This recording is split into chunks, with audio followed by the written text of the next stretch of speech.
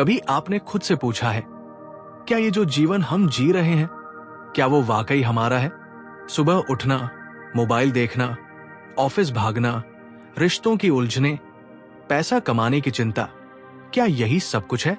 एक पल के लिए रुकिए और सोचिए, क्या हम वाकई उस शांति की ओर बढ़ रहे हैं जिसकी तलाश में हम दिन रात भाग रहे हैं, या बस उसी चक्र में उलझे हैं जो कभी रुकेगा नहीं? हम मानते हैं कि जो कुछ दिखाई देता है वही सच है, लेकिन क्या सच में ऐसा है? जो हम देख रहे हैं, सुन रहे हैं, महसूस कर रहे हैं, क्या वह सब बस हमारी चेतना का खेल है? जैसे एक सपना जो इतना असली लगे कि नींद खुलने पर भी कुछ देर तक लगे कि वो ही हकीकत थी। अगर पूरा जीवन भी ऐसा ही एक सपना हो, तो क्या आप तैयार हैं उस सच्चाई को जानने के लिए जो इससे परे है? हमें जो बताया गया है, सिखाया गया है, वही हम मान लेते हैं, लेकिन जो सिखाया गया वो क्या सच था? क्या हम वाकई अपने नाम, शरीर, रिश्तों और पहचान के बराबर हैं, या फिर ये सब एक सुंदर आकर्षक भ्रम है जो हमें बांध कर रखता है? जैसे किसी फिल्म के किरदार अपनी कहानी में खो जाते हैं, वैसे ही हम भी इस दुनिया की पटकथा में उलझ कर रह गए हैं। हमारा मन हमें समझाता है कि अगर हमें खुशी चाहिए तो हमें और कमाना होगा और पाना होगा और आगे बढ़ना होगा। लेकिन क्या आपने कभी महसूस किया है कि जब एक इच्छा पूरी होती है तो दूसरी तुरंत उसके पीछे आ खड़ी होती है? ये कभी खत्म न होने वाला सिलसिला है, एक ऐसा दौर जिसमें हम थक जाते हैं लेकिन रुक नहीं पाते। शास्त्रों ने बहुत पहले कह दिया था, इच्छा कभी बूढ़ी नहीं होती, बूढ़ा तो इंसान हो जाता है। और आज का इंसान इसी न बूढ़ी होने वाली इच्छा के पीछे अपनी पूरी जवानी, अपनी पूरी चेतना गवा देता है। सोचिए, क्या ये सच में आपकी इच्छाएं हैं, या समाज, विज्ञापन और सोशल मीडिया ने आपके अंदर ये भूख डाल दी है? आप जो चाहते हैं वो क्यों चाहते हैं? क्या आपने कभी खुद से ये सवाल किया है, किसी और के पास गाड़ी है तो हमें भी चाहिए, किसी की शादी हो रही है तो हमें भी करनी है, किसी को फॉलो किया जा रहा है तो हमें भी फॉलो किया जाना चाहिए? ये सब आपकी आत्मा की आवाज नहीं है, ये बस एक भीड़ की आवाज है जिसे हमने अपना मान लिया है। हमने मान लिया है कि जो कुछ हमें दिख रहा है वो ही हम हैं, लेकिन सच्चाई ये है कि हम उससे कहीं ज्यादा हैं। हम वो चेतना है जो ये सब देख रही है, अनुभव कर रही है, लेकिन खुद कभी बदलती नहीं। पर जब हम उस चेतना को भूल जाते हैं तो हमारी पूरी पहचान उस भ्रम में बंध जाती है जिसे शास्त्रों ने माया कहा है। ये माया कोई रहस्यमयी शब्द नहीं है, ये वही ताकत है जो हमें हमारी असल पहचान से दूर कर देती है। ये एक पर्दा है जो हर चीज पर पड़ा है, और ये पर्दा इतना महीन है कि हमें लगता है हम देख रहे हैं, समझ रहे हैं, पर असल में हम उसी भ्रम में जी रहे हैं। यही कारण है कि हमारे सुख अस्थायी है और दुख बार बार लौट कर आते हैं। जब तक हम ये नहीं समझते कि ये दुनिया अस्थायी है, हम उस गहराई तक नहीं पहुंच सकते जो हमारे भीतर है।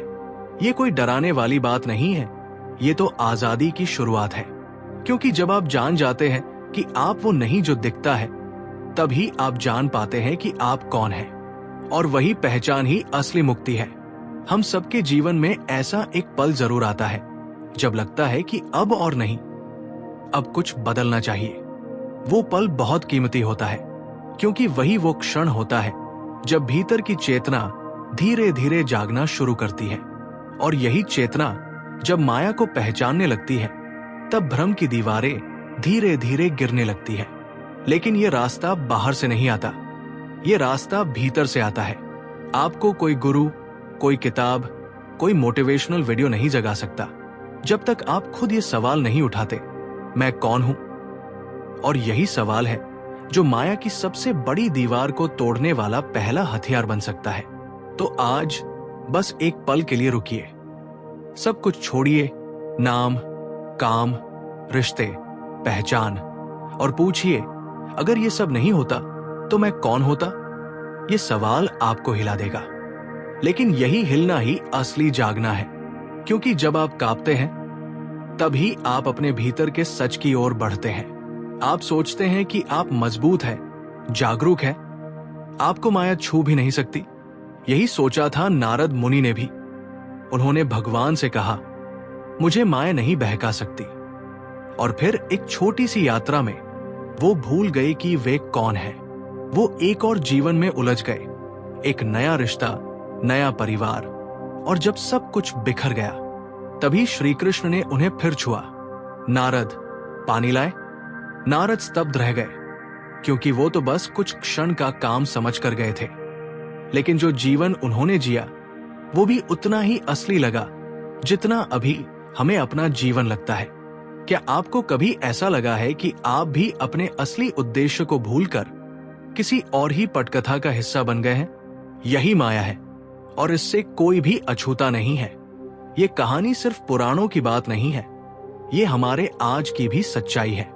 हम सब नारद हैं, और ये संसार हमें बार बार बहकाता है। हमारी चेतना जो जागने को तैयार है, वो अक्सर इन सांसारिक अनुभवों में डूब जाती है। और जब कुछ टूटता है, तब हमें याद आता है कि शायद हम कुछ और भी थे। यही जागरण का पहला संकेत है। आज विज्ञान भी वही बात कह रहा है जो शास्त्रों ने सदियों पहले कहा था। क्वांटम फिजिक्स बताती है कि जब तक आप किसी वस्तु को देख नहीं लेते, वो निश्चित रूप से अस्तित्व में नहीं होती। आपकी दृष्टि ही सृष्टि बनाती है। और यही वही सिद्धांत है जो कहता है, तुम जो देख रहे हो वो तुम ही बना रहे हो। डेविड बम जैसे वैज्ञानिक कहते हैं कि दुनिया एक गहरे अदृश्य क्षेत्र से निकलती है, जहां सब कुछ संभावनाओं में होता है। और जैसे ही हम उसे देखना शुरू करते हैं, वो वास्तविक बन जाती है। इसका मतलब क्या है? इसका मतलब है कि हम केवल दर्शक नहीं हैं, हम निर्माता भी हैं। और यही ज्ञान सबसे बड़ी शक्ति है। ये सब कुछ केवल एक विचार नहीं, बल्कि एक जिम्मेदारी भी है। अगर तुम ही अपने जीवन के निर्माता हो, तो अब बहाने नहीं चलेंगे। अब सवाल ये नहीं है कि तुम्हारे साथ क्या हो रहा है, सवाल ये है कि तुम किस दृष्टि से देख रहे हो। माया तभी कमजोर पड़ती है जब दृष्टा जागता है, और दृष्टा तभी जागता है जब प्रश्न उठता है। अब सवाल आता है, क्या माया से मुक्ति पाना संभव है? क्या ये सिर्फ साधुओं, सन्यासियों या ध्यान की गुफाओं में रहने वालों की बात है? नहीं, शास्त्र कहते हैं माया से बाहर आना उसी जीवन में संभव है जिसमें तुम हो। कोई पहाड़ नहीं चढ़ना, कोई जंगल नहीं भागना, बस खुद के भीतर उतरना है, सच्चाई से आंख मिलानी है। पर यह रास्ता तलवार से नहीं काटा जा सकता। ये लड़ाई तर्क या बहस से नहीं जीती जाती, ये जागरूकता से खुलता है। जैसे ही तुम देखने लगते हो कि ये सब अस्थायी है, जैसे ही तुम क्षणिकता को समझने लगते हो, माया का प्रभाव टूटने लगता है। यही पहला कदम है, और यही सबसे जरूरी भी। माया को जीतने का मतलब ये नहीं कि संसार से भाग जाना है। इसका मतलब है कि संसार को समझते हुए, उसमें रहते हुए, उस पर निर्भर न होना। माया को पहचानना उसका सबसे बड़ा तोड़ है। और जब तुम ये जान लेते हो कि माया सिर्फ एक पर्दा है, तब तुम उसे परे से देख सकते हो। वही दृष्टि, वही जागरूकता तुम्हारी शक्ति है। तो अब सवाल उठता है, क्या आप तैयार हैं?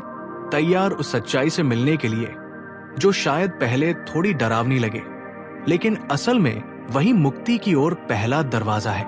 क्या आप सच में अपने अंदर के उस मैं से मिलने के लिए तैयार हैं जो कभी नहीं बदलता? अगर हां, तो आपको अब रुकना नहीं है। अगर माया का जाल इतना गहरा है, तो उससे बाहर निकलने का रास्ता क्या है? जवाब हमारे भीतर ही है। और वो रास्ता शुरू होता है उस सवाल से, मैं कौन हूं? जब आप इस सवाल को केवल सोचने नहीं, जीने लगते हैं, तो आपको एक नई दृष्टि मिलती है। यही है ज्ञान योग का प्रवेश द्वार, जहां आप शरीर, मन, भावनाओं से ऊपर उठकर खुद को देखने लगते हैं, केवल साक्षी की तरह। जिस दिन आप जान लेते हैं कि आप सिर्फ वो नहीं है जो दिखाई देता है, उस दिन माया की सबसे बड़ी दीवार गिर जाती है। क्योंकि अब आप अपनी पहचान को किसी नाम, काम या रिश्ते में नहीं खोजते। आप उसे उस दृष्टा में पहचानते हैं जो सदा से है, सदा रहेगा। यही है आत्मज्ञान। और इसी से शुरू होती है वो यात्रा जो सत्य की ओर ले जाती है।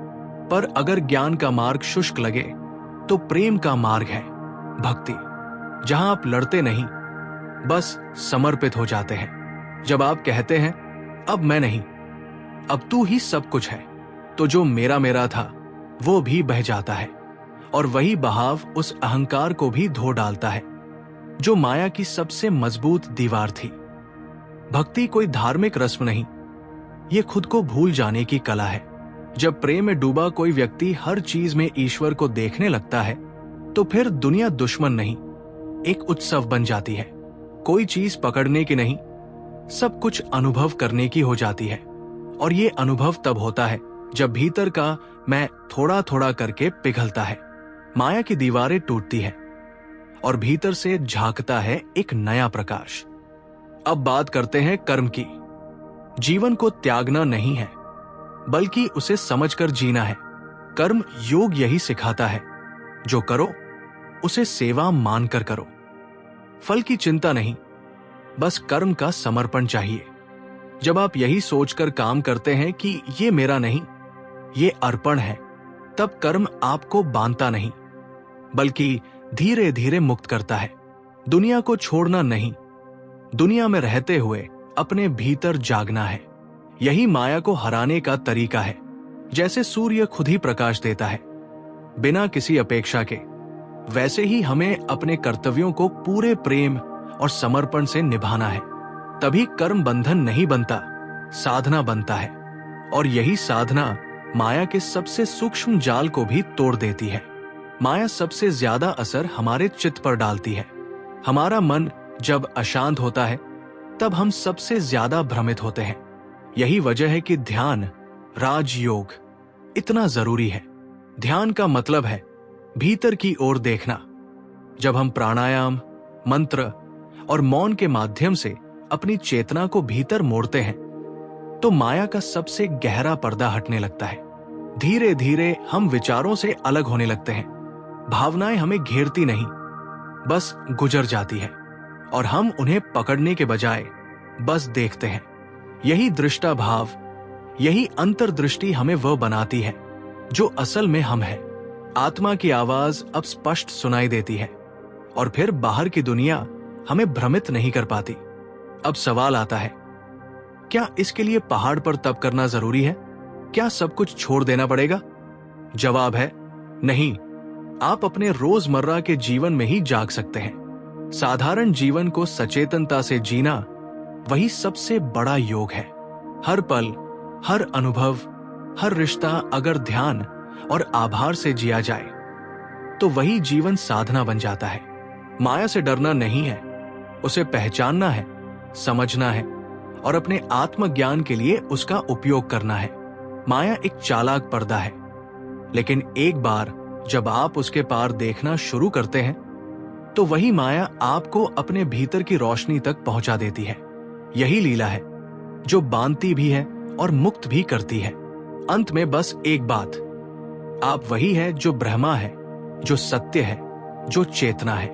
कोई नाम, कोई शरीर, कोई पहचान आपकी पूरी सच्चाई नहीं है।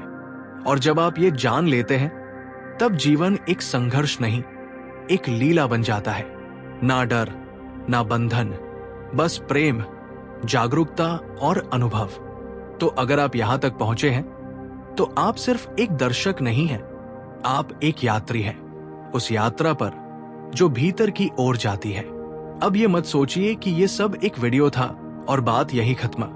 नहीं, ये एक शुरुआत है।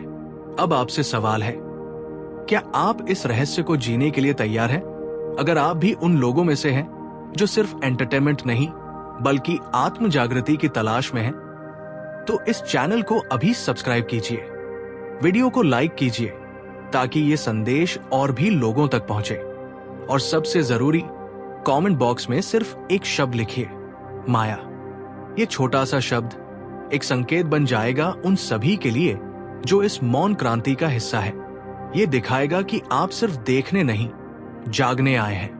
आपका एक कमेंट, एक लाइक, एक सब्सक्राइब हमारे इस मिशन को और मजबूत बनाता है। अगली बार जब हम फिर किसी अदृश्य सत्य से मिलेंगे, आप सबसे पहले जाने इसके लिए बेल आइकन भी जरूर दबाइए।